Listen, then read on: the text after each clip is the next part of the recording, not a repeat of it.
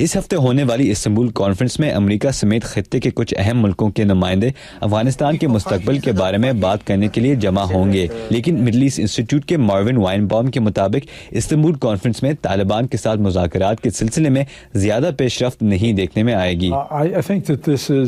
نہیں، زیادہ کچھ نہیں ہوگا۔ میرے خیال میں اس کانفرنس میں اس بات پر زور دیا جائے گا کہ اگر شرپسندوں کے ساتھ کوئی معاہدہ ہو تو دیگر ممالک اس معاہدے کی منظوری دیں، لیکن حقیقت میں اگرچہ امریکہ مذاکرات کی حمایت کر رہا ہے اور اس پر بہت بات چیت ہو رہی ہے، ابھی تک مذاکرات میں بہت ہی کم پیش رفت ہوئی ہے۔ پاکستان میں ہونے والی حالیہ آل پارٹیز کانفرنس میں سیاسی جماعتوں نے یہ موقف اختیار کیا کہ شرپ پسند گروپس کے ساتھ بات چیت کرنا سب سے مثبت راستہ ہے، لیکن ماروین وائن باؤم کے مطابق طالبان سے بات چیت میں کامیابی اس وقت بہت مشکل ہے۔ ابھی تک ایسا کوئی اشارہ نہیں آیا جس سے یہ واضح ہو کہ طالبان کسی سیاسی حل کے خواہاں ہیں۔ اس کے علاوہ ایسے کوئی ثبوت نہیں ہے جن سے ہم یہ کہہ سکیں کہ طالبان کا عالمی نظریہ کسی آئینی نظام کو تسلیم کرے گا۔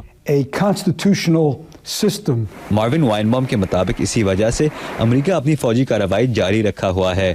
یونائٹڈ اسٹیٹس انسٹی ٹیوٹ آف پیس سے منسلک تجزیہ کار معید یوسف کا کہنا ہے کہ امریکی حکومت میں بہت سے ایسے حلقے ہیں جو طالبان کے ساتھ مذاکرات کے بارے میں زیادہ امید نہیں رکھتے۔ امریکہ کے لیے بہت مشکل ہے یہ بات تسلیم کرنا، اگر آپ امریکی خارجہ پالیسی مائنڈ سیٹ کو سمجھتے ہیں کہ ایک ایسا گروپ ہے جس کی وجہ سے ان کے افواج کو نقصان ہو رہا ہے، بہت سے مارے بھی گئے ہیں، اور پھر بھی ان سے بات چیت کا سلسلہ آگے بڑھانا ہے، یہ بہت مشکل ہے امریکن خارجہ پالیسی مائنڈ سیٹ کے لیے تسلیم کرنا۔ تو میرے نزدیک اتنے آرام سے تو یہ ایکسیپٹ نہیں ہوگا۔ لیکن معید یوسف کا یہ بھی کہنا ہے کہ پھر بھی امریکہ کی جانب سے مذاکرات کی کوششیں جاری ہیں۔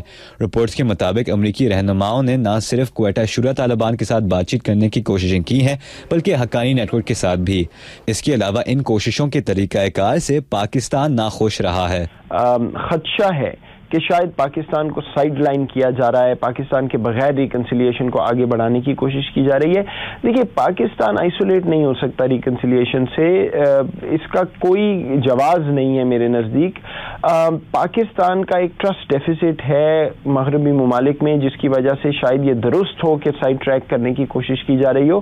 لیکن ماہرین کا کہنا ہے کہ پاکستان کے اپنے حالیہ دورے میں امریکی وزیر خارجہ ہیلری کلنٹن نے یہ واضح کیا کہ پاکستان مذاکرات میں ایک اہم کردار ادا کر سکتا ہے۔ ماہرین کا یہ بھی کہنا ہے کہ استنبول اور دسمبر میں ہونے والی بون کانفرنس میں افغانستان میں مفاد رکھنے والے تمام ممالک اپنے تحفظات سامنے لا سکیں گے۔